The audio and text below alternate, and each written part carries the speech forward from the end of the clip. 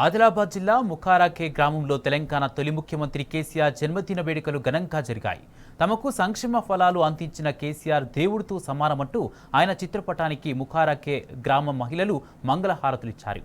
మళ్లీ కేసీఆరే రావాలి, బీఆర్ఎస్ పాలన కావాలని కోరుకున్నట్లు గ్రామస్తులు తెలిపారు.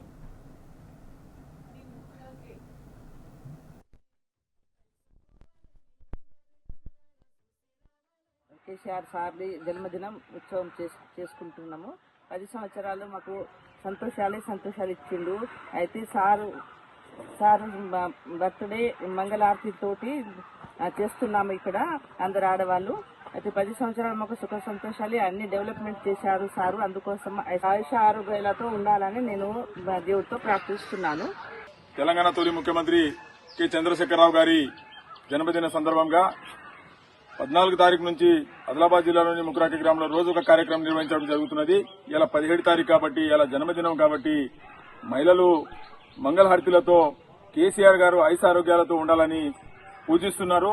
ఎందుకంటే 10 సంవత్సరాల పరిపాలనలో అన్ని వర్గాలకు ఎక్కడ తక్కువ చేయకుండా అన్ని వర్గాలకు మంచిగా చూసిండు.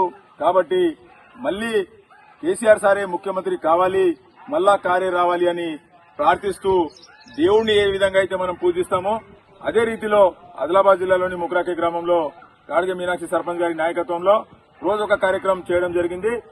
ఎందుకంటే కేసీఆర్ గారి నాయకత్వంలో ఎవ్వరికి ఏమాత్రం అన్యాయం జరగకుండా అన్ని వర్గాలకు, అన్ని కులాలకు, అన్ని మతాలకు న్యాయపరమైన పనులు చేయడం జరిగింది.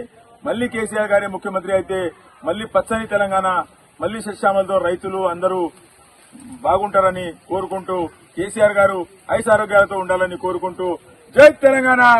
కేసీఆర్ గారి నాయకత్వం, కేటీఆర్ గారి నాయకత్వం, అనిల్ జాదవ్ గారి